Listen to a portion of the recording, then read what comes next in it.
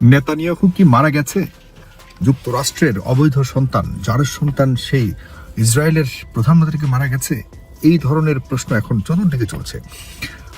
দেখুন, আমি কোনো ধরনের কান কথার উপরে বিশ্বাস করে কখনো কোনো কথা বলি না। আমি অন্ততপক্ষে 90% আমার হাতে যখন প্রমাণিত বা সার্কামস্টেন্সিয়াল যেসব বিষয়গুলি দেখে, আমি যখন দেখি যে কোনো কিছু নিয়ে এর পক্ষে বিপক্ষে কথা বলা যায়, তখনই আমি কথা বলি। আমি আপনাদের কাছে প্রশ্ন করছি, নেতানিয়াহুর যে ক্যারেক্টার, সে সবসময় যে কোনো ধরনের অভিযোগ যখন উত্থাপিত হয়, একটু পাগলা টাইপের, ট্রাম্পের মতোই পাগলা টাইপের, সে কিন্তু সাথে সাথে সেটাকে প্রমাণ দেওয়ার মতো, প্রমাণ করবার জন্য একদম উঠে পড়ে লাগা একজন মানুষ। এই টাইপের মানুষ, অনেক হাই সেন্টিমেন্টের মানুষ। কারণ তার সামনে কিন্তু, বা তার নিজের ঘরের মধ্যে কিন্তু যথেষ্ট চ্যালেঞ্জ তার প্রতিনিয়ত।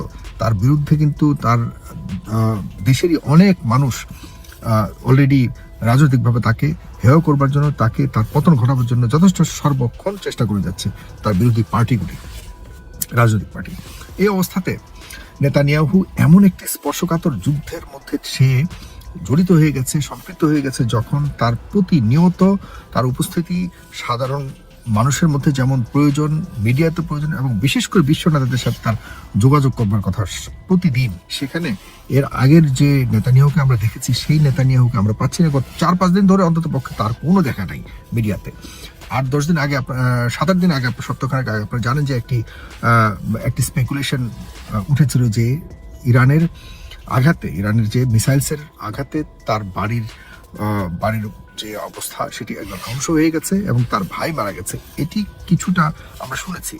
এখন ভাই মারা গেছে কি না জানি না, তবে প্রথম দিকে দাবি করা হয়েছিল তাসনিম নিউজ, যেটি হলো ইরানের খুব গুরুত্বপূর্ণ একটি সংবাদ সংস্থা, তারা কিন্তু দাবি করেছিল যে নেতানিয়াহু মারা গেছে। কিন্তু নেতানিয়াহুর এই মারা যাওয়ার খবরকে উড়িয়ে দিয়ে আপনার ইসরায়েলের যে গণমাধ্যম, যে পশ্চিমা গোষ্ঠীর পদলেহনকারী যে গণমাধ্যমগুলি রয়েছে, যেগুলি হলো আপনার ট্রাম্পের কথায় উঠে বসে, এরা কিন্তু, এবং ইসরায়েলের কথায় উঠে বসে, এরা কিন্তু বলেছে যে তাসনিম নিউজের দাবি অসত্য এবং সঠিক নয়, নেতানিয়াহু জীবিত আছেন, সুস্থ আছেন, এই ধরনের কথা বলেছে। এরপরে কি আসলো?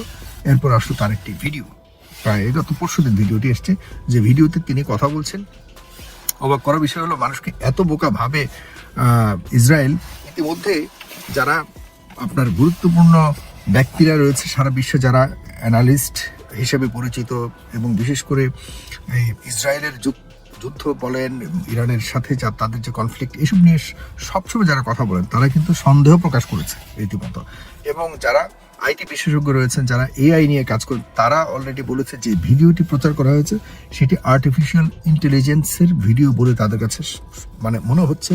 এবং অনেকেই তো এটাও ধরেছেন স্পষ্টভাবে, নেতানিয়াহু যে হাত নাড়াচ্ছিলেন এবং অন্যান্যভাবে পেছনে যে কার্টেন নড়ছিল, এবং তার পারিপার্শ্বিক যে সার্কামস্টেন্সিয়াল এভিডেন্স যেটাকে বলে, এর আলোকে যতটুকু বোঝা যাচ্ছে যে আসলেই নেতানিয়াহু হয়তো ওই মারা গেছেন, কিন্তু তার জীবিত থাকার কথা বলবার জন্য বা প্রমাণ করবার জন্য এআই, আর্টিফিশিয়াল ইন্টেলিজেন্স যে ভিডিওটি দিয়েছে, সেখানে দেখা গেছে যে হাত নাড়ার মধ্যে তার হাতের 6টা আঙ্গুল দেখা যাচ্ছে, 6টা আঙ্গুল, এবং হাত নাড়ার ভিডিওর মধ্যে হাতের আঙ্গুলগুলির ব্লারই দেখা যাচ্ছে, মানে ঝাপসা দেখা যাচ্ছিল। এই অবস্থাতে এখন আবারও তোলপাড় শুরু হয়েছে, আসলেই কি নেতানিয়াহু আপনাদের পছন্দের মানুষ, পশ্চিমা রাষ্ট্রগুলির পছন্দের মানুষ, এবং নেতানিয়াহু যুক্তরাষ্ট্রের প্রেসিডেন্টের খুব আপন মানুষ, এবং যিনি হলেন এই মধ্যপ্রাচ্যের দখলদার, এবং পশ্চিমাদের বিশেষ করে যুক্তরাষ্ট্রের অবৈধ সন্তান, জারের সন্তান নেতানিয়াহুকে মৃত্যুবরণ করেছে। আপনাদের মনে রাখতে হবে, নেতানিয়াহু যদি মৃত্যুবরণ করে, তাহলে কিন্তু যুদ্ধের সম্পূর্ণভাবে ইসরায়েলের এক্সিস্টিং নিয়েও প্রশ্ন উঠবে।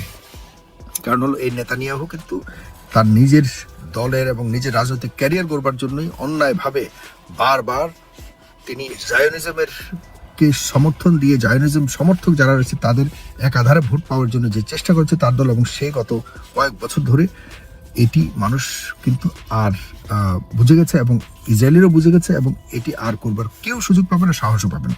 সুতরাং ইসরায়েলের বড় ধরনের পতন আমরা দেখতে পাচ্ছি। দোয়া করুন যাতে এই কথাটি সত্য হয়, দাবিটি সত্য হয়। আমরা দেখতে চাই যে নেতানিয়াহু সামনে এসে, সবার সামনে এসে স্বাভাবিকভাবে তিনি কথা বলবেন, বিভিন্ন নেতাদের সাথে সে ঘুরবেন, এবং আমরা বিশ্বস্ত সূত্রে জানবো সে তিনি বেঁচে আছেন। যদি এমন হয়, তাহলে কিন্তু ইরানের জয় হয়ে গেছে, ইরানের অলরেডি জয় হয়ে গেছে। এতদিন পর্যন্ত কোনো একটা দেশ, পশ্চিমা এতগুলি দেশের আশপাশের যত দালাল দেশ আছে এবং পশ্চিমা সবগুলি দেশ, বিশ্বের সবচেয়ে শক্তিশালী দেশ আমেরিকার সাথে এবং ইসরায়েলের মতো একটি দেশের সাথে এতদিন পর্যন্ত যুদ্ধ যে করে টিকে থাকা, এটাকেই বিজয় বলে। আমি এর চেয়ে বেশি কিছুকে আমি বিজয় বলি না। এরপরে যদি ইরান আরো ধ্বংস হয়, আই ডোন্ট মাইন্ড। মানে ইরান দেখিয়ে দিয়েছে মাথা না নুইয়ে কিভাবে মুসলিমরা মাথা উঁচু করে মরে, এবং কিভাবে একটি দেশ, মুসলিম কান্ট্রি, কিভাবে পশ্চিমা এই অবৈধ পাওয়ারের কাছে মাথা না নুয়ে কিভাবে নিজের দলের, নিজের দেশের মানুষের সার্বভৌমত্ব রক্ষার জন্য, নিজের দেশের মানুষের নিরাপত্তা রক্ষার জন্য কিভাবে দাঁড়িয়ে থাকে, এটি আমাদেরকে দেখিয়ে দিয়েছে মাথা উঁচু করে। ধন্যবাদ। আমরা অপেক্ষায় আছি নেতানিয়াহুর খবর পাওয়ার জন্য। আর যদি নেতানিয়াহু আসলেই এই অবৈধ সন্তান এই দুনিয়া থেকে চলে যায়, তাহলে আপনাদের কি কি পরিকল্পনা রয়েছে, আপনারা কি কি বাজেট রেখেছেন, কি কি পুরস্কার রেখেছেন, সেগুলো আপনারা উল্লেখ করুন। আপনারা কমেন্টের মধ্যে লিখুন। আমরা আশা করি এমন একটি বিষয় আমরা খুবই শীঘ্রই শুনতে পারবো, জানতে পারবো। ধন্যবাদ। আসসালামু আলাইকুম।